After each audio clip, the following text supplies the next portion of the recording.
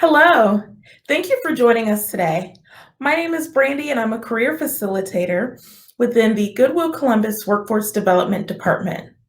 Today, we're going to learn about FOMO, or fear of missing out, at work.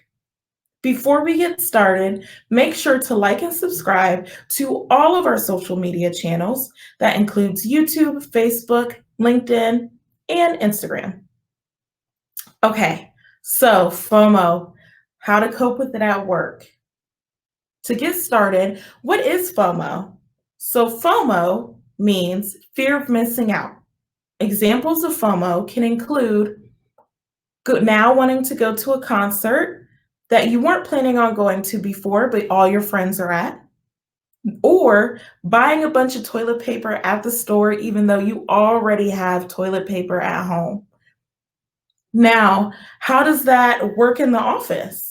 Well, FOMO can be experienced in two different ways at the office, and that includes your interpersonal relationships and on projects and assignments.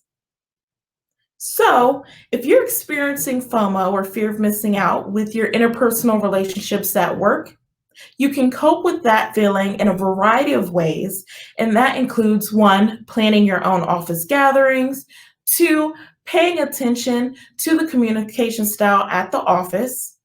Okay, so say your office communicates via email or text or Slack, even. Make sure you are adjusting your communication style to that. Um, Three, make sure you're not taking things personally. It's not always about you. So people may not know that they aren't including you in those key relationships at work. And then four, stay engaged slash don't withdraw. So if you are experiencing FOMO at work, now is not the time to lay back and not socialize. Continue to socialize with your coworkers. Now, FOMO when it comes to projects and assignments. So sometimes you may experience not feeling included on meetings or different assignments. So here are some ways you can cope with those feelings.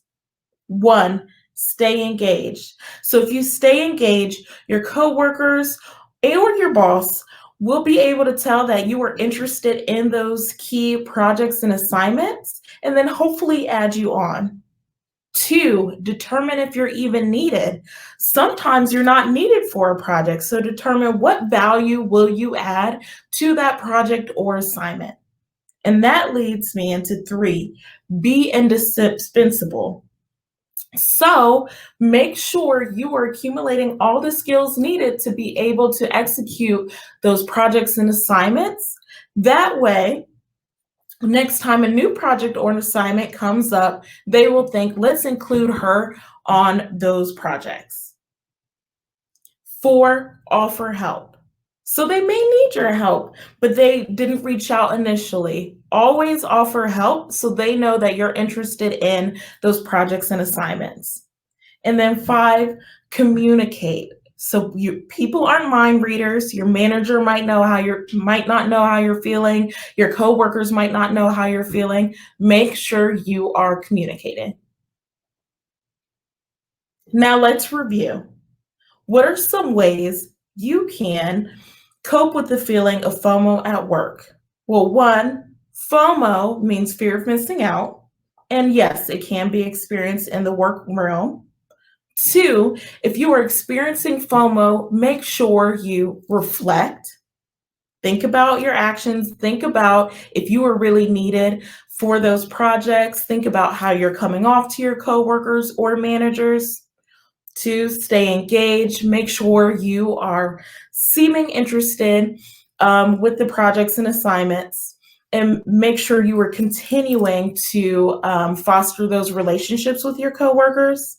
And three, communicate. So make sure you have a voice in your workplace, and make sure that you aren't expecting others to read your mind.